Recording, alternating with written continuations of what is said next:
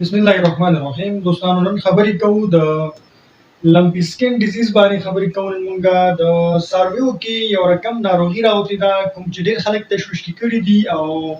ډېر خلک دې باره کې معلومات نه لري. نو دې باندې نن موږ خبرې کوو چې دا څه شی دی او د څه شي نه دا راځي رامنځته کېږي او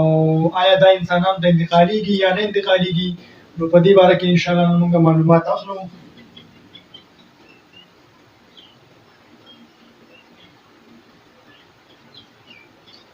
لمپسکینډیزیز لومړی موږ دا وایو چې دا د څارویو یو ناروغي ده، یو وایرل ناروغي ده او دا یو کنټیجیس ډیزیز دی.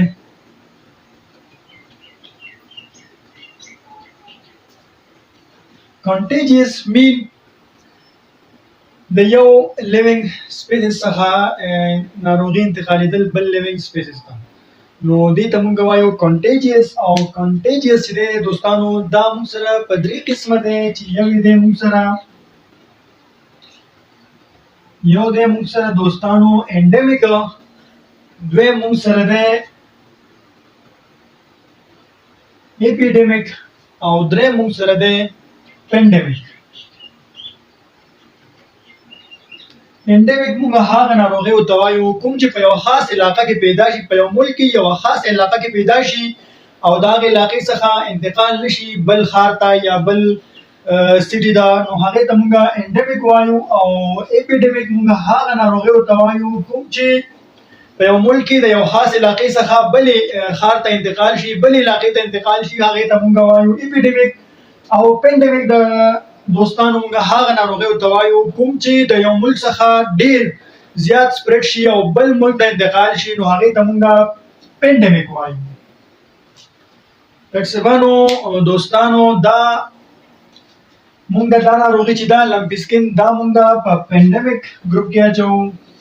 ځکه دوستانو دا په 1928 کې په لومړي ځل دا ناروغي ډسکور شوې وه، کشف شوې وه په افریقا کې. او دې نه بعد دا بیا ډېر ملکونو ته انتقال شوه. نو دا دې ته ځکه موږ پینډیمیک وایو. په 2012 کال کې دا میډل ایسټ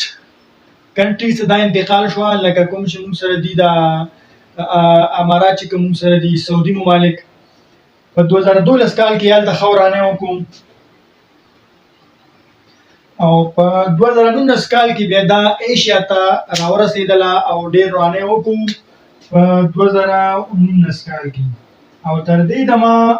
دوستانو دا ناروغي چې دا ښه ډېر ورانۍ وکړو، ډېر نقصانونه یې وکړل او خاص پرې شوه په ټول ممالک کې، په ټول ورلډ کې دا خوره شوه د ناروغي. ځکه ټولو ملکونو کې سفر وکړو نو ځکه یې ته موږ وایو پینډیمیک.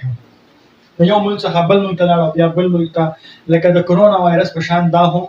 یو وایرل ناروغي ده او ډېره زیاته خوره شوله. اوس راځو دې ته چې دا ناروغي د څه شي نه لګېږي. دا یو وایرل ناروغي ده، د وایرس نه لګېږي او د دې نوم دی LSD وایرس. LSDV د دې وایرس نوم دی، LSDV لمپسکینډیزیز وایرس. او دا چې دی د دې نه علاوه دا ولې رامنځته کېږي، د څه شي نه رامنځته کېږي، دا د بلډ په ترو انتقالېږي او دې نه علاوه د سیکس په ترو دا انتقالېږي. د بلډ په ترو څنګه انتقالېږي؟ د ماشو په ذریعه، لکه د ملیریا او د ډینګي په شان دا هم د یو لیوینګ سپیسیس څخه بل لیوینګ سپیسیس ته یا د یو څاروي نه بل څاروي ته انتقالېږي.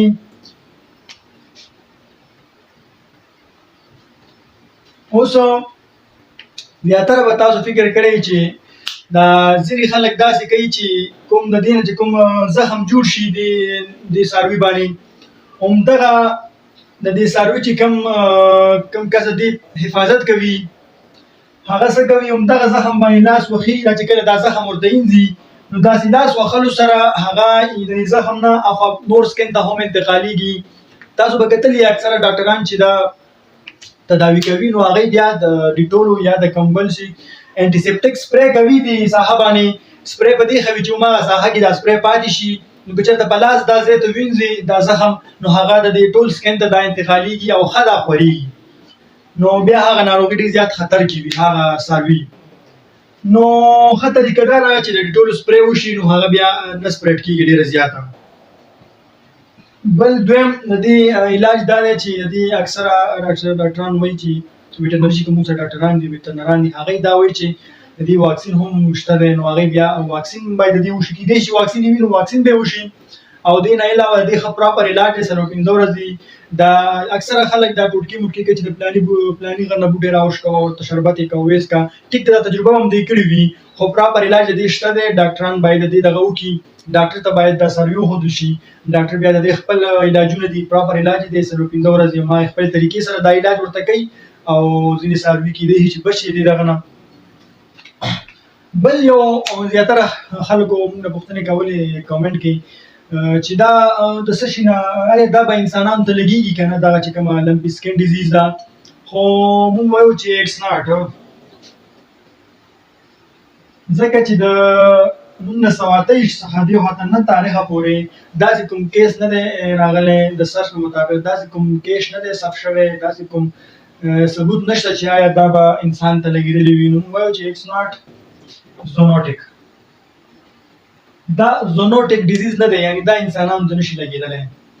او دې نه علاوه کېدای شي په غوښه او په شیدو کې دا وایرس موجود وي خو احتیاط پکار دی بیا هم موږ باید دا غوښه ښایسته پخه کړو ډېر یې وپټ کوو